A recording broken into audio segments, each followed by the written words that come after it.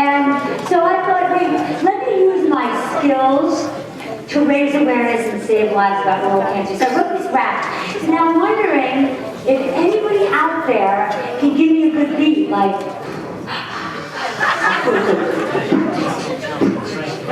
but, you know, don't turn around, yo! Can you walk? Yeah, sure, who can give me a good beat? Come on, somebody out there, any girls? Any guys? Come on up! Come on up, let's do this video. I mean, one more time. Come on, another go.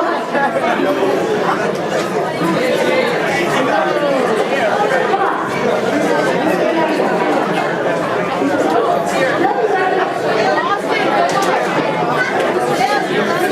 I know you can do something. The guy behind you. Yeah. Come on.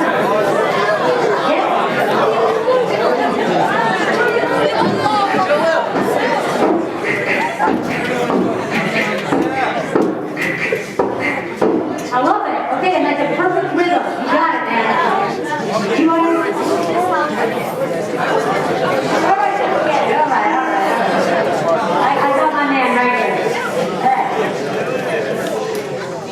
You got it. You start.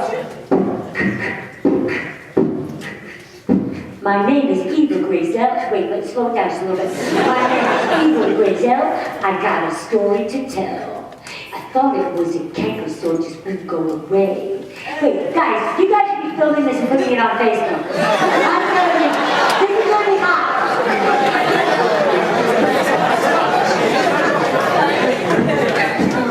I thought it was a canker sore just wouldn't go away. It got in the way of what I had to say. It hurt so bad, affected what I ate. I had to do something in the longer way. An oral surgeon biopsy, it was negative. It healed up and I got back to my life to live. With no more pain, I ate anything I liked. I went back to a woman with my mouth on the mind.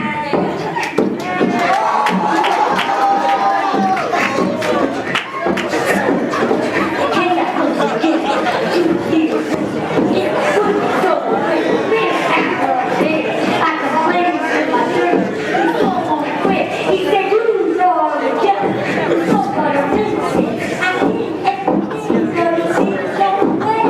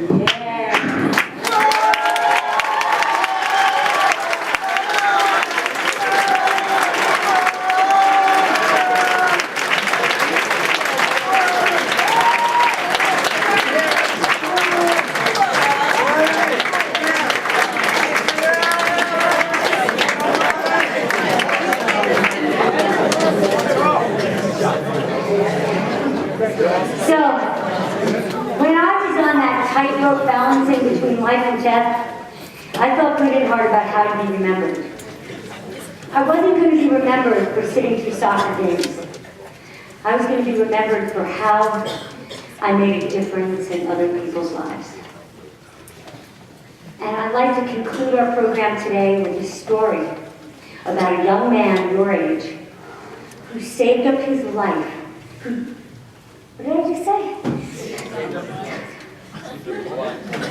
A young man who gave up his life to save someone else. When he went to the world beyond, he was asked whether he wanted to reside in the place up above or the place down below. And this young guy said, hey, I want to see both places before I make my decision. And first he went down below, and there he saw this big pot of sweet-smelling, bubbling soup in the center of the space. And there were people sitting all around, and everybody had a long handled spoon, long enough to reach the nutritious soup. But when he looked at the people down below, they were sick, pale, just miserable.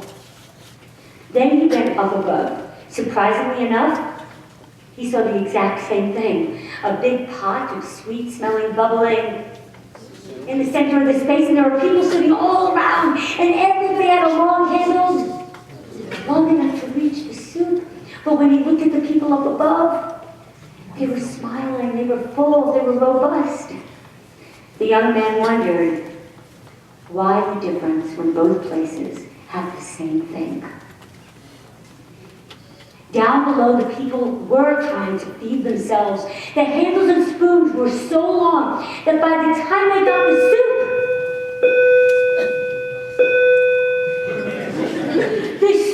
could never quite reach their own mouths.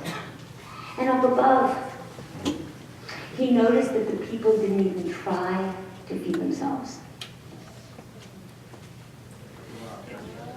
They only fed each other. And when this young man was asked again whether he wanted to reside in the place up above or the place down below, where do you think he chose?